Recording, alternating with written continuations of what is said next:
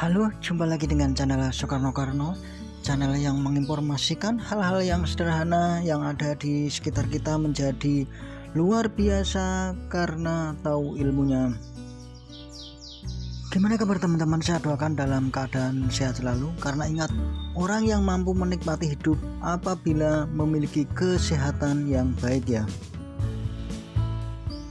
Kali ini saya akan berbagi informasi yang cukup menarik, khususnya bagi penderita darah rendah, yaitu tentang makanan yang bisa menaikkan tekanan darah rendah yang kita alami. Tekanan darah rendah atau sering disebut dengan hypertension memiliki arti yang berbeda bagi orang yang berbeda. Tekanan darah normal biasanya berada di angka 120/80 ya, tetapi angka di luar rentan tersebut juga mungkin masih bisa dalam kondisi yang sehat. Yang harus kita ketahui ketika kita didiagnosis mengalami tekanan darah rendah apabila mengalami tanda-tanda berikut, misalnya adalah penglihatan kita kabur, kebingungan atau kesulitan berkonsentrasi, pusing, pingsan, mual, muntah, lemah, dan sebagainya. Sedangkan penyebab dari tekanan darah rendah juga harus kita ketahui, misalnya adalah perubahan posisi secara tiba-tiba, anemia, gangguan sistem saraf, dehidrasi, diet makanan dan pola makan, gangguan endokrin, reaksi alergi ekstrim, kehilangan darah ekstrim, serangan jantung atau penyakit jantung, gula darah rendah karena faktor obat-obatan, kehamilan, infeksi, stres, kondisi tiroid, dan sebagainya. Setelah kita mengetahui gejala dan tanda-tanda dari penyakit darah rendah, berikut ini saya akan menjelaskan beberapa makanan yang cukup ampuh yang bisa kita coba untuk menaikkan tekanan darah kita ya. Cara yang pertama yang cukup mudah yang bisa kita lakukan untuk menaikkan tekanan darah kita adalah cukupi cairan di dalam tubuh kita.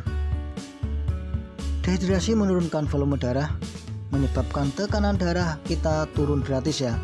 Maka sebaiknya kita harus tetap terhidrasi sepanjang hari dengan cara mengkonsumsi air putih yang cukup. Makanan yang kedua yang cukup ampuh untuk menaikkan tekanan darah rendah kita adalah makanan yang banyak mengandung vitamin B12 ya. Ketika tubuh kita kekurangan vitamin B12 bisa memicu terjadinya anemia yang dapat menyebabkan tekanan darah rendah. Artinya adalah kita harus mengkonsumsi makanan yang banyak mengandung vitamin B12. Contohnya adalah mengkonsumsi telur, sereal, atau daging sapi, dan sebagainya. Makanan yang bisa direkomendasikan berikutnya untuk membantu mengatasi tekanan darah rendah adalah makanan yang banyak mengandung folat.